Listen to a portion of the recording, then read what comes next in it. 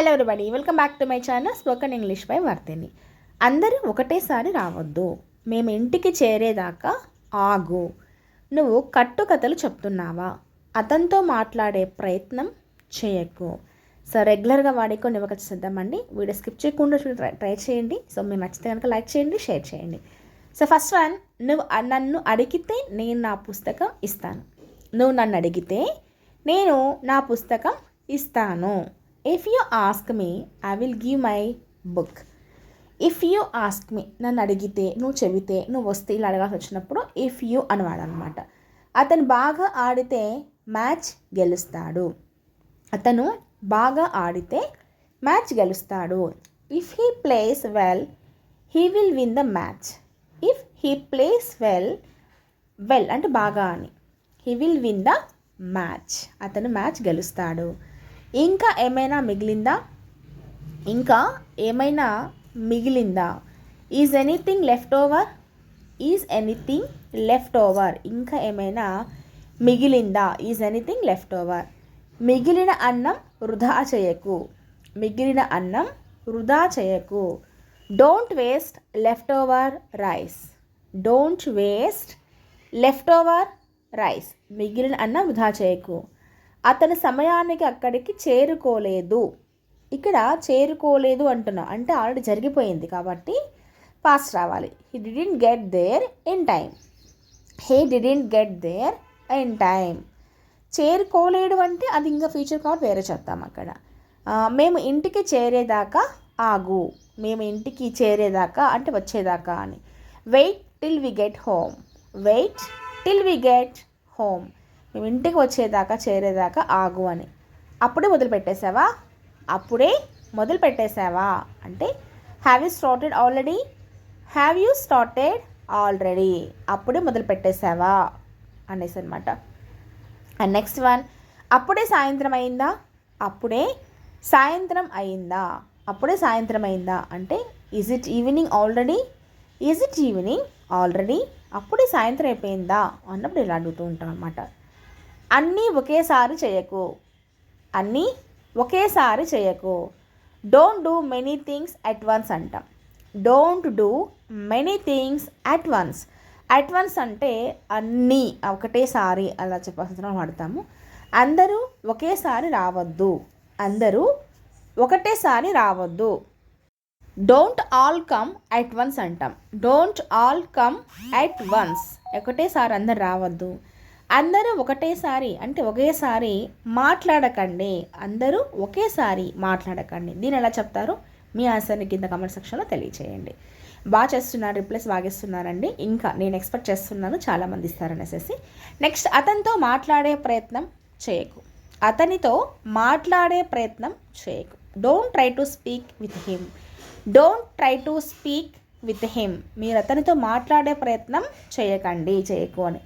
నీకు నా phone check చేయడానికి ఎంత ధైర్యం. How dare you to check my mobile. నా ఫోన్ చెక్ చేయడానికి నీకు ఎంత ధైర్యం. How dare you to check my mobile. Next, నీకెందుకు అలా అనిపిస్తుంది అంటే what makes you think so. నీకెందుకు అలా అనిపిస్తుంది. What makes you think so అంటాం. ఆమె తన ఇంటి వెనుక ఒక అందమైన తోటను కలిగి ఉంది. ఇక్కడ కలిగి ఉన్నాడు, కలిగి ఉన్నారు అని చెప్పే సందర్భంలో మనం హ్యాస్ వాడతాం కదా. ఇది కూడా అటువంటిదేనండి. She has a beautiful garden behind her house. Behind అంటే వెనక, బిహైండ్ హర్ హౌస్ అంటే ఆమె ఇంటి వెనక అనేసి. She has a beautiful garden behind her house. తన ఇంటి వెనక ఒక అందమైన తోట కలిగి ఉంది అని. అతను చాలా అరుదైన స్టాంప్ కలెక్షన్ను కలిగి ఉన్నాడు. He has a collection of very rare stamps. Very rare చాలా అరుదైన స్టాంప్స్ కలెక్షన్ని కలిగి ఉన్నాడు అని అనమాట. ఇక్కడ నేను ఖాళీగా కూర్చునే అలవాటు కారణంగా చాలా బద్ధకస్తురాలిగా తయారయ్యాను. నేను ఖాళీగా కూర్చుని అలవాటు కారణంగా చాలా బద్ధకస్తురాలిగా తయారయ్యాను అన్నదాన్ని ఎలా చెప్తాము అంటే సో ఖాళీగా కూర్చునే అలవాటు అంటే ఏం చెప్తాము? హ్యాబిట్ ఆఫ్ సిట్టింగ్ ఐడిల్ అని చెప్తాం. I became very lazy. నేను చాలా బద్ధకస్తురాలుగా తయారయ్యాను. ఎందుకు? Because of the habit of sitting idle. I became very lazy అని చెప్తాం. చాలా బద్ధకస్తుగా తయారయ్యాను అనేసి. నాతో పాటు ఇంకెవరు వస్తారు? నాతో పాటు ఇంకా ఎవరు వస్తారు? Who else will come with me. ఇంకా అన్నప్పుడు మనకి ఎల్స్ వాడతామండి. Who else will come with me. నాతో పాటు ఇంకెవరు వస్తారు అని. అది ఎక్కడి నుంచి వచ్చిందో నాకు తెలియదు. అది ఎక్కడి నుంచి వచ్చిందో నాకు తెలియదు. I didn't know where it came from. I didn't know, నాకు తెలియదు. వేర్ ఇట్ కేమ్ ఫ్రమ్, ఎక్కడి నుంచి వచ్చిందో నాకు తెలియదు అది అనేసి మీనింగ్ అనమాట. ఈ వర్షంలో ఎక్కడికి వెళ్తున్నావు? ఈ వర్షంలో ఎక్కడికి వెళ్తున్నావు? ఈ వర్షంలో ఎక్కడికి వెళ్తున్నావు? Where are you going in this rain? Where are you going in this rain. ఈ వర్షంలో ఎక్కడికి వెళ్తున్నావు అనేసి అనమాట. Where are you going in this rain. అతను వర్షంలో ఎక్కడికి వెళ్తున్నాడు? అతను వర్షంలో ఎక్కడికి వెళ్తున్నాడు?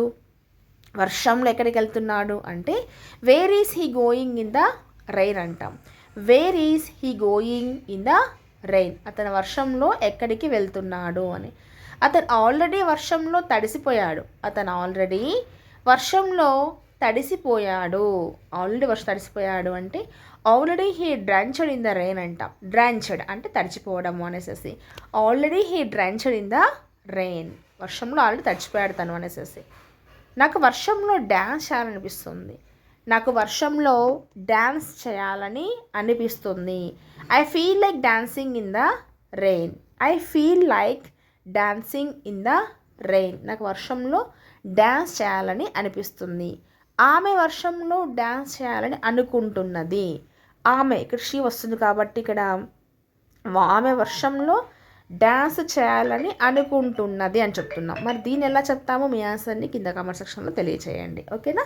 అండ్ నెక్స్ట్, నువ్వు కట్టుకథలు చెబుతున్నావా? నువ్వు కట్టుకథలు చెప్తున్నావా? కట్టుకథలు అంటే దాన్ని ఏం చెప్తామంటే కాక్ అండ్ బుల్ స్టోరీస్ అని చెప్తామండి. Cock and bull stories, cock and bull stories అంటాం. Are you telling cock and bull stories? నువ్వు కట్టుకథలు చెప్తూ ఉన్నావా అని మీనింగ్ వస్తుందన్నమాట.